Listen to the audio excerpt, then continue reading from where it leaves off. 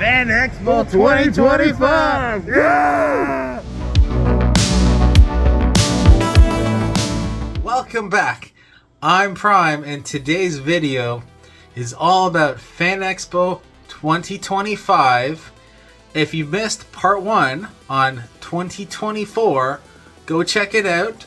Back last year, myself, Prime, and my good friend Skynet, we cosplayed as the ultimate Juggernaut and battle damaged Mysterio. If you haven't seen it, go check it out.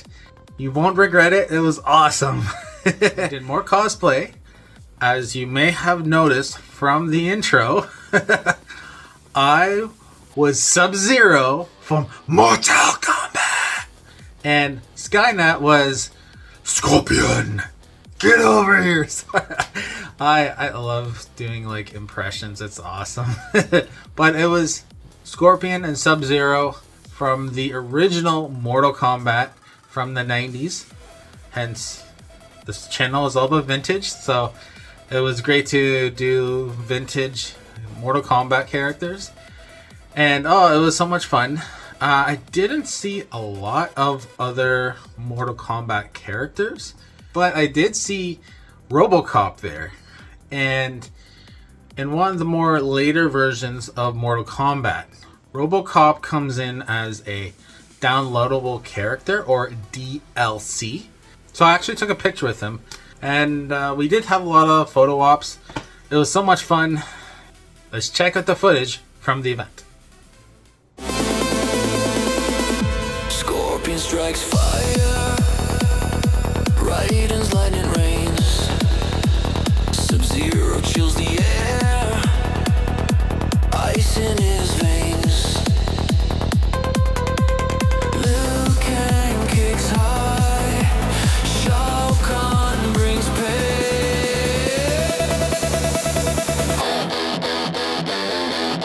Fight, fight, fight, Mortal Kombat tonight. Fight, fight, fight, the legends ignite. Combat lives forever, the battle's in sight.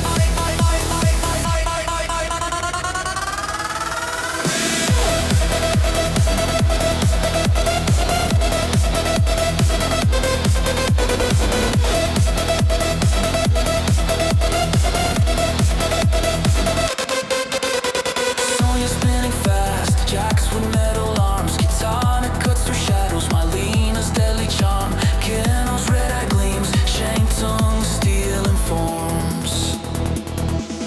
Fight, fight, fight, Mortal Kombat tonight. Fight, fight, fight, the legends ignite. Combat live forever, the battle's in sight.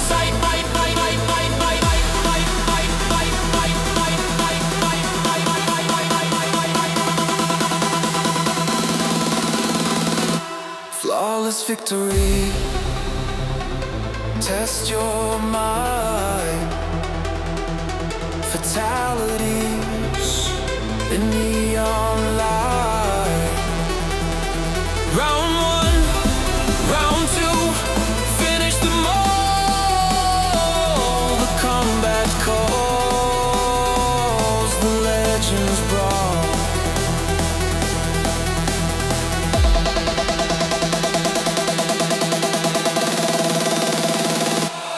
Fight, fight, fight, Mortal Kombat tonight.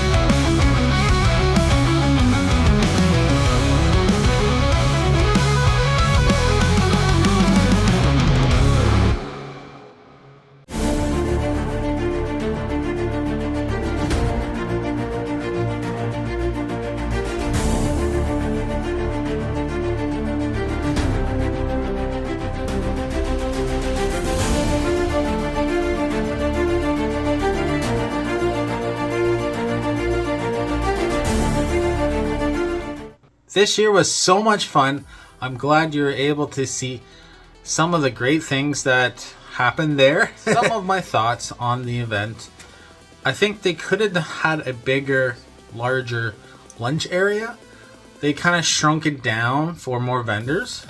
But besides that, we had so much fun, and I got some stuff. Before I talk about some of the vintage stuff I got there, I want to show you some of the other freebies I got. So Skynet and myself went to the BMO booth. BMO as in the Bank of Montreal. If you're not familiar with BMO. They gave us this bag. And this bag, we had to play for it. We had to play a video game to play for it on the PS5. You're driving monster trucks and you're playing soccer, basically. Soccer or baseball, but with monster trucks. And the winner got the bag. And then, well, I won, but Skynet also got a bag too. So, but yeah, there was a couple other freebies that I wanted to show you before I start getting into the vintage toys. So the first thing that I wanted to show you was also at the BMO booth. We did a photo op at the Bank of Montreal, and they made it into a hockey card. So it's almost like a rookie card, hockey card. If you're into collecting, well, hockey cards, baseball cards, it was really cool. They gave us this. It's just like a folder to hold it in. And let me take it out and show it to you on screen. But myself and Skynet as Scorpion, well, Skynet as Scorpion and myself as Sub-Zero. I really loved how they did this, and it was free, and I really enjoyed it. So I wanted to show that to you. It was pretty cool. We both got one, so it was really nice. When we were at the Paramount booth, they gave us this little pin. It's of the sheep that they have lately been having a logo for. I don't know why that's their logo, but that's what it is. I'm just gonna leave in the plastic, but thought I'd show you guys. And the other thing was our badge. So I'll just show it to you. Everybody got one that entered the event. We went on Saturday. And yeah, I guess there's an advertisement for eBay there. So the first vintage toy I found, coming from the year 1988, from Playmates, from the Basic Line series, from TMNT, Teenage Mutant Ninja Turtles, April O'Neil. Now April, she's been around from the beginning with Ninja Turtles. So April O'Neil, back in the original cartoon, worked for Channel 6 News, and she befriended the Ninja Turtles when she found out about them, and she became one of their biggest allies in the show. In the comics, originally, before the show, she didn't actually work in the news or reported the news. She was a web designer. This was like back before the show, and this toy came out in 1988. That's really cool. I'm surprised they haven't gone back to that, since web design is a big career. A lot more than it was back in the 80s, for sure, right? And then in newer versions, she had more of a role in the origin, I think. Actually, I could be wrong. I think she had a bit more of a role in the origins of the Ninja Turtles in the cartoon as well. But especially in the later on the movies, played by Megan Fox. Her dad was a scientist, and she owned these 4 turtles. And the original story, they fell into the sewers and chemicals went on them, but it was related to the accident from her dad. So it was kind of all connected. So I think it was something similar in the cartoon. I kind of forget. But I thought that was a great find. Like, I have all 4 Ninja Turtles, and I have Splinter and Shredder and a bunch of the other villains. And so she kind of completes the hero side of it, of the original cast. So she is the second one that they made in the series. because the first one, she didn't have orange on her yellow jumpsuit. But yeah. She talks, she walks. How can you eat that junk? How can you eat raw fish? Back in 1988, if you bought April, she would have been about $3.99 US, and she would have came with, just like this, the figure, and a camcorder, a microphone, a gun, and a ninja star. And oh, sorry, one more. She also came with her laptop as well. So when she was released in Europe, Bandai was the company that released her, and the label on the box wasn't Teenage Mutant Ninja Turtles. It was Turtles spelled wrong, missing letters, Turtoys, I think, Ninja. So yeah, there's that. So if you were to look on eBay, the cheapest I could find her was about $12 US, just like this, just the figure itself. The highest I could find was about $270 Canadian, and it was complete. Also, I found her complete in the box with the AFA rating for about $750 US. A little bit about my figure. She's in pretty good shape. I don't see any wear or tear on her at all.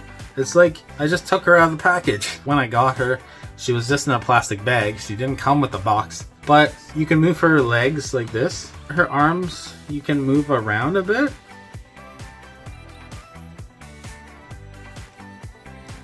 Like that. Her head can move around a little bit. Her torso, she's in perfect shape. I can't complain at it. Yeah, there's no pain fade at all. She's awesome. She's always there when they need her. We'll need all the help we can get. Always ready to help them in their battle against evil. Always ready to join the world's #1 crime-fighting team. She's April O'Neil, ace TV reporter, investigator, and best friend of the Teenage Mutant Ninja Turtles. Thanks, guys. You're all just a bunch of big green sweeties. Weekdays at 4:30 on Philly 57. The next toy, coming from the year 1992, from DC Comics this time, from Batman the Animated Series, Series 1, The Penguin. Back in 92, it was one of the most popular shows out there. It won an award for being the best animated show in 1992. And yeah, there's not much to say about Batman. Batman's awesome. I'm actually wearing a Batman shirt. Anyway, I'm getting off topic. So, Penguin, if you've seen the cartoon, the comics, the live action movie from the 90s, actually around the same time, Batman Returns. It featured the Catwoman and the Penguin. Penguin in the movie was a bit different than the cartoon. Similar, but also different. And now I'll talk about that. So in the comics and the cartoon, the Penguin is this crime boss in Gotham City. He is fascinated with birds and penguins, and he kind of looks a bit like a penguin, but he is not a penguin, obviously.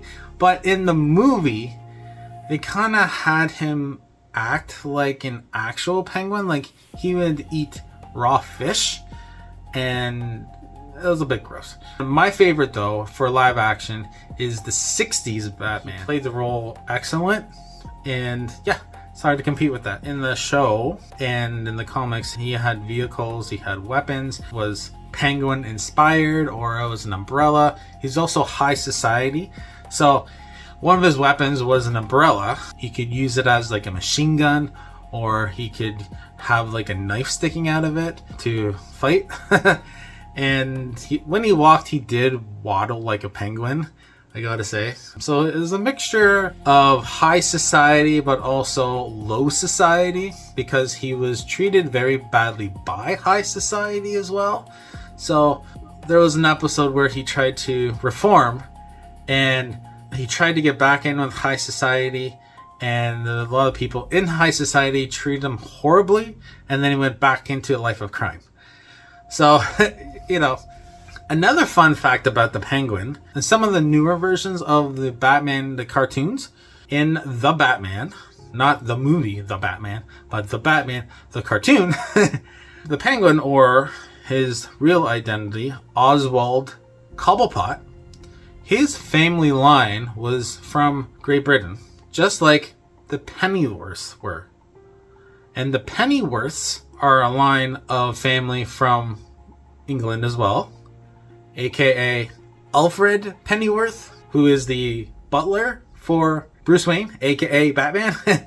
And in the Batman animated series, I think that came out in the late 90s or the 2000s, they had it that the Cobblepots and the Pennyworths were arch nemesis to each other, and they always competed through the generations, and they had a rivalry between the two. So that's interesting as well. The days of Pennyworth serving cobblepots are long since over. Huh? You're a Pennyworth? I am gonna restore the Cobblepot name to its former wealth and glory. So back in 1992, if you would have bought this figure, he would have cost around $7.99 Canadian, and he would have came with a jacket and a launcher, like a gun, like one over his shoulder, which would have shot out his umbrella. I do not have that. I just have the figure itself. But I'm not really big on the jacket, but the umbrella missile launcher would have been pretty cool, I gotta say. A little bit about my toy. He is a bit fading if you look at his top hat or the back of his hair. And a couple scratches here and there on his body. But still not bad. For what I paid for, it was pretty good. I think it was like $3 or $4. It was awesome. I do have another penguin, but he's from the 80s penguin, or he might have been from Batman Returns. But the Batman Returns penguin was basically a copy of the Superpowers penguin, the penguin from the 1980s. So, but I'm happy to have this penguin added to my collection. His one leg is a little looser than the other. The other hardly moves. The other one moves more. So I'm not sure. I think the one is just more stiff. And he has a little sand on his butt. I haven't cleaned him yet. If you wanted to find him on eBay, the cheapest I could find him was about $8 US. And it was just like this figure with his umbrella missile launcher. And the most expensive I could find him was about $150 US, complete, sealed in the package. The next vintage figure, coming from, again, from 1992, from DC Comics, from Kenner, from Batman the Animated Series. Actually, it's the same line that the Penguin came from, Two-Face. And Two-Face, he is an interesting character. So I'll just talk a little bit about him. There's been a lot of different versions of Two-Face, from the comics to the cartoons. He's had two different interpretations of live action, from Batman Forever and The Dark Knight, which was one of the best DC movies ever made. And he was done perfectly in that movie. So in the animated series, there was a two-parter episode. And in that episode, before he was Two-Face, he was Harvey Dent. He was a lawyer that he was working for the crown, or I'm not sure what they call it in other countries, but he was the prosecuting lawyer. So when a villain, a crook, gets accused of a crime, or, you know, say the Joker or Penguin, and Batman brings them to prison, he was the guy that would get them convicted of the crime of whatever they did. Steal from the bank or whatever, right? And he was good friends with Bruce Wayne, aka Batman. And in the two-parter episode, this was before we know much about Pamela Isley in the show, aka Poison Ivy. And he started dating Poison Ivy, and Bruce Wayne tried to warn him. He could tell something was not right without telling him who he is. He was on a date with her, and she kissed him, but she made this all-natural lipstick that was poison, that was made from a poisonous plant. And when they kissed, it infected into him, and he was rushed to the hospital because he was poisoned. and the doctors were trying to figure out how he was poisoned. The police were asking all the people at the restaurant they were at. And anyway, while he was at the hospital, actually before that, during that first episode, one of the guys that he was after as the lawyer was crime boss Rupert Thorne. And now let's catch back up to the end of the first episode. In that episode, he was attacked in the hospital. There was a big explosion. It made him into two different personalities. Now, if we go back a bit, Harvey Dent was already kind of two people before all this happened. The person that he showed everybody and the person he was hiding inside. That can hit like almost everybody, right? When you go out to like a job interview, right? You put your best foot forward, right? Or, you know, sometimes it's hard to let people in. And so he had all this anger build up throughout time. And when he seen a psychologist, it brought out his alter personality, Big Bad Harv. And then when that explosion happened, it brought his inner person, that Big Bad Harv, to the front. Hence, Two-Face. Big Bad Harv, Harvey Dent. And that's pretty much the origin story in the animated series. And he always goes by chance, by luck. He always has a coin he flips, and he makes decisions if it's heads or tails. That's why they kind of have like black and white, good, evil. In Japan or China, they have the yin and the yang. I think it's more China. But he has always based his choices on luck as Two-Face. He always uses coin. If he lost his coin, he would freak out. It's like, I can't make a decision without it. There was one episode where Batman was fighting Two-Face and he flipped a coin and he lost the coin, and Batman had a box of fake coins with one-sided, and he was able to defeat Two-Face in that episode because he couldn't make a decision on what to do. Heads or tails, I have to know. Heads or tails?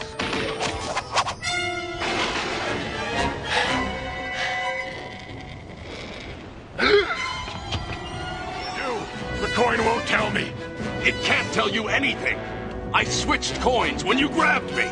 So back in 1992, if you would have went to a store and bought Two-Face, he would have came just like this, and his roulette red double-sided gun. And that gun would have shot out a missile, the two-sided part of the gun. A little bit about my toy of Two-Face. He has seen better days. I got him on a really good price, similar to the Penguin, around $3 or $4. Thought it was a good deal. He has paint fade in his hair. Not sure if you can see that. Paint fade on his face there. Paint fade on the back. And the white part is no longer white anymore. It's more maybe light green, a little whitish green. I don't know. I'll pretend it's still white. But I'm still happy with him. He's the only Two-Face I have. So it's nice to have a new character in my collection. And he's vintage, and I'm a big fan of Batman and the figures. And so, yeah, I'm happy. I went on eBay to see what he's going for, and the lowest I could find him was about $6 just a figure. And brand new, still in the box. He was going for about $85 US. Eyes of justice are watching. It's Batman! Two-Face is on a firing frenzy! Charging into action, it's Combat Belt Batman! You just got on my bad side, Batman! Tough luck! Great save! Oh no! Robin swoops down in his Paraweave. Fire! A narrow miss! The eyes of justice are watching!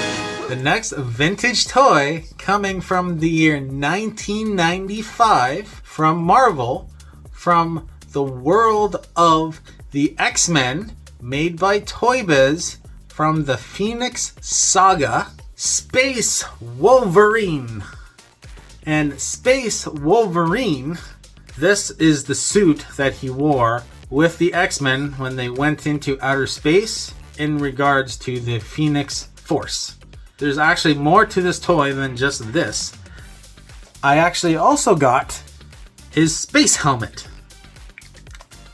Now, with his helmet on, you can see his colors from his regular costume, but it's hard to tell if that's Wolverine with the helmet on. So I'm just going to take the helmet off. And so in the cartoon, there was the Phoenix Saga. And in the Phoenix Saga, this was all about the rising of Dark Phoenix and Phoenix Force coming into the picture and infusing into Jean Grey. And so anyway, the X-Men went into outer space to confront the Phoenix Force. And so they were in spacesuits. And this was Wolverine's spacesuit. Well, the toy of it was anyway. All these gizmos get on my nerves. This toy is in pretty good shape. This Wolverine actually has retractable claws, like the comics, like the cartoon. Some of the other Wolverines, his claws aren't retractable. It's just plain old plastic sticking out of his hand. It's nice that you can get a figure that actually works just like you see on screen or in the comics. So to do that, there's a button right here. You just push it back and then go. And so I'm really happy to have this Wolverine. I'm really happy that he has the original yellow and blue costume in it underneath the armor. So that's good. Not much I can say. I need to clean up a bit. There's a bit of dirt in his abs. All of his limbs move good. His head moves good. I don't really see much for paint rubbed, so I'm happy. If you would have bought him back in 1995, he would have came just like this and his helmet. And he would have cost around $7.99 Canadian. Like a lot of action figures, it was around that price. So a bit more about the Phoenix Saga. It has been done multiple times in the comics. It's been done in the cartoons, different X-Men cartoons. Even in the movies, they've had 2 different movies of the Phoenix Saga. Originally in X-Men 3, they had Jean Grey. The Phoenix was actually part of her mutation. That wasn't the case in the comics or the cartoons. They just made it for X-Men 3. It seems like X-Men 3, they took a lot of liberties. But in the comics, she was actually an alien organism, basically, the Phoenix Force, that went into Jean Grey and made her become Dark Phoenix. So there's that. Later on, the very last official team of the X-Men movie was Dark Phoenix, and it was a bit more comic accurate, though they also took a bit more liberties as well. But it was more closer to the story than X-Men 3. So I'm interested to see what the MCU does in the future. So on eBay, the cheapest I could find him was about $4 US, just like this, but no helmet. And the most expensive I could find, sealed in the box, was about $40 US. This Saturday morning, the X-Men excitement explodes! Gene! As the Phoenix Saga miniseries continues. What's going on here? It's vintage toy I found from 1988 from the Giant Collector's Set Edition. From Marvel, from ToyBiz, from the world of the X-Men, Nightcrawler. And Nightcrawler, or Kurt Wagner, he's from Europe. He's a European, being blue-skinned, with a pointy tail, with 2 fingers and a thumb on each hand, and also 3 appendages, so toes, on each foot. He's a weird-looking guy. I did talk about Nightcrawler in my Fan Expo 2023 video. So I got the rubber version of him 2 years ago. I like this version a heck of a lot better. I'm not really big on the rubber. I mean, it's nostalgia, but this figure is super cool, I gotta say. But a little bit about Nightcrawler. Nightcrawler, he was born this way, and he can teleport. His appearance freaks out people. He lived in an area where they thought he was a demon because, well, just look at him. He's blue, he has yellow eyes, pointy ears. Not sure you can see the ears on him, but he has a pointy tail, weird looking legs and hands and everything. It when he was growing up, he got adopted by a family who worked at the circus, and he was a circus performer with his family, his adopted family, because his birth parents got rid of him because of what he looked like. In the cartoon, his mother was Mystique. Mystique is a very famous character. She was part of the Brotherhood, worked with Magneto. She was in a lot of the different movies, in the original X-Men movies, and the younger rebooted version of the X-Men movies. So she's a really big character in the cartoon, and his half-sister or adoptive sister was Rogue, and also Mystique's other son was the leader of the Friends of Humanity, and the Friends of Humanity was a terrorist organization against mutants. So basically like the Ku Klux Klan, but against mutants, and wanted to kill every single mutant. And then also in the 90s show, we find out that Nightcrawler's adopted brother, his father is Sabretooth. So a lot of family going on here. But his biological father was a high aristocrat, and he didn't know a lot. And when he saw his son come out being all blue-skinned and ugly like that, he freaked out and he didn't want anything to do with him. So his mom Mystique tried to kill him when he was young by just throwing him away. It was a good thing that his adopted parents found him and raised him. Growing up, he found his faith in Christ, and so he brings the priest character to the X-Men. Shows like Firefly, they had a priest as well, and different than shows like that, there's more the religion aspect to it. So, but there's more to it than that. In the comics, it was a bit different, because in the comics, his biological father was Azazel. Now, that is interesting. If you watch the movies, X-Men First Class, there's a mutant called Azazel, and he looks just like Nightcrawler, but he's red.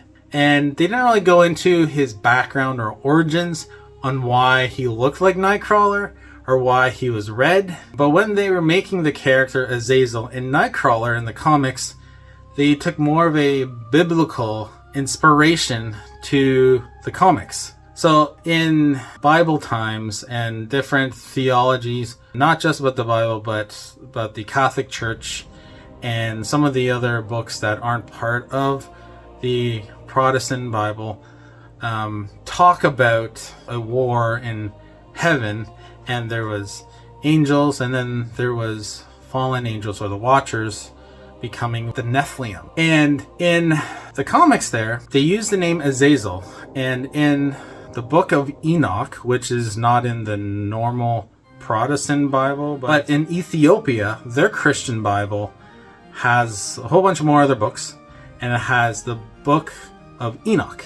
And it goes more in detail about some of the names of the Nephilim, or the fallen angels, and one of them is Azazel. And so basically the story was that the fallen angels has sex with human women, and then that creates the race of giants. So in the comics, Azazel was a Nephilim, and he impregnates Mystique, and that's how Nightcrawler gets his look in the comics. So I found that very interesting, and I always love hearing about like ancient aliens and ancient science and ancient findings.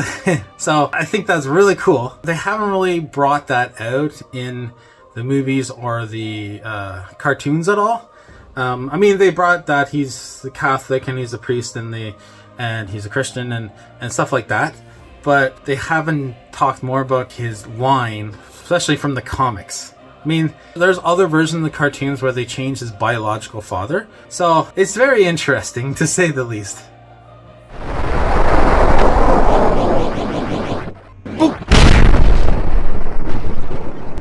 I shall pray for you.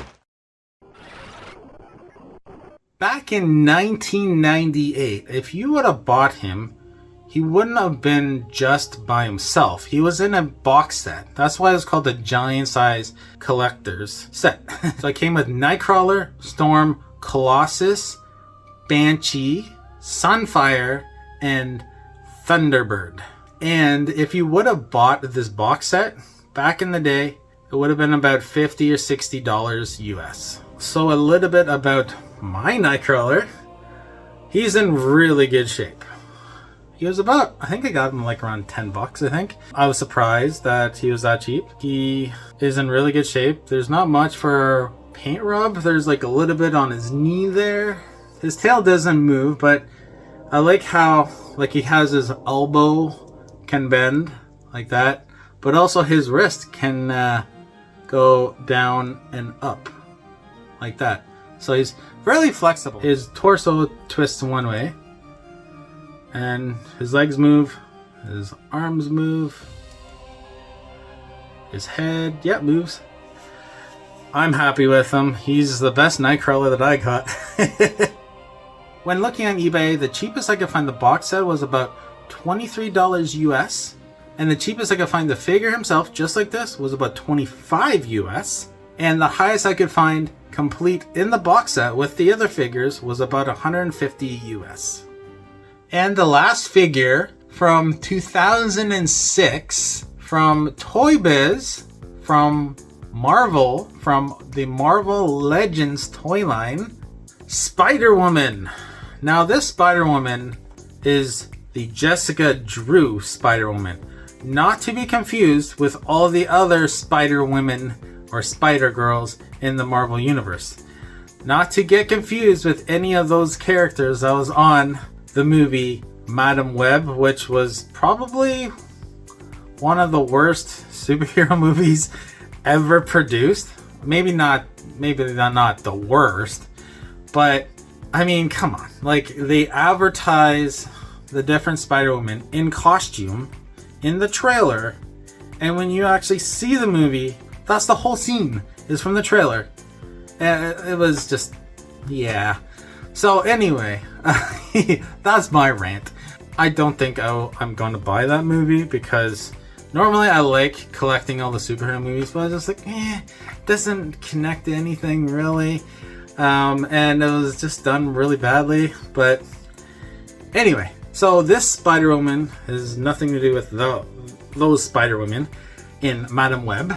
She got her powers, I guess, similar to what they did in the Madam Web movie, which she was bitten by this spider from the tropics. That was a special type of spider that gave her powers, but it's not the same. So don't get that confused with the Madam Web movie, because she wasn't actually in the movie.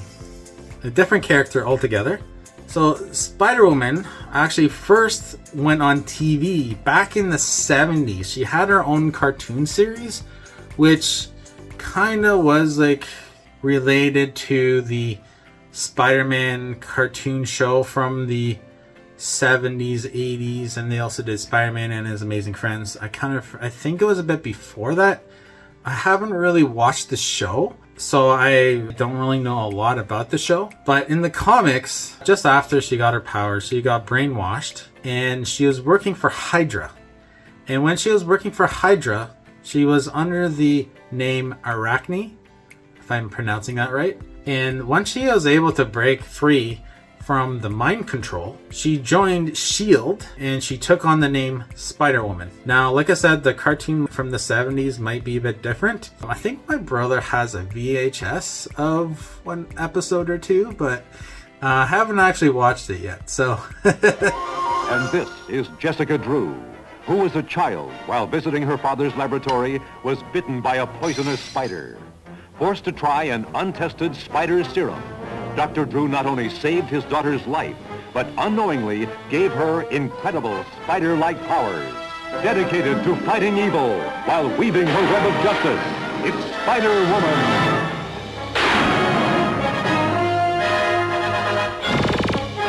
She's in good shape. I don't see any paint rub at all. The one thing, the web wings connect into the arm, and they connect, I'm not sure if you can see that, but there's a couple holes there, and they would connect into it. I'm having a hard time trying to do that because it came out. So I just put her arms down closer to her web wings to make it look like they're connected when on display. she's very flexible in toy. And what I mean by flexible, I mean not like rubber, but she has a lot of joints and movements. Some of them are kind of stiff, like I can't move her foot, or high-heeled foot. You should be able to. And then her knee is double jointed, so it can go that way or the upper part too, right? And her leg can also turn like that. And then her stomach looks like it could do anything, but not really. But the top part of her, you can move her around. Her head doesn't really move because of her hair. Her head moves a little bit.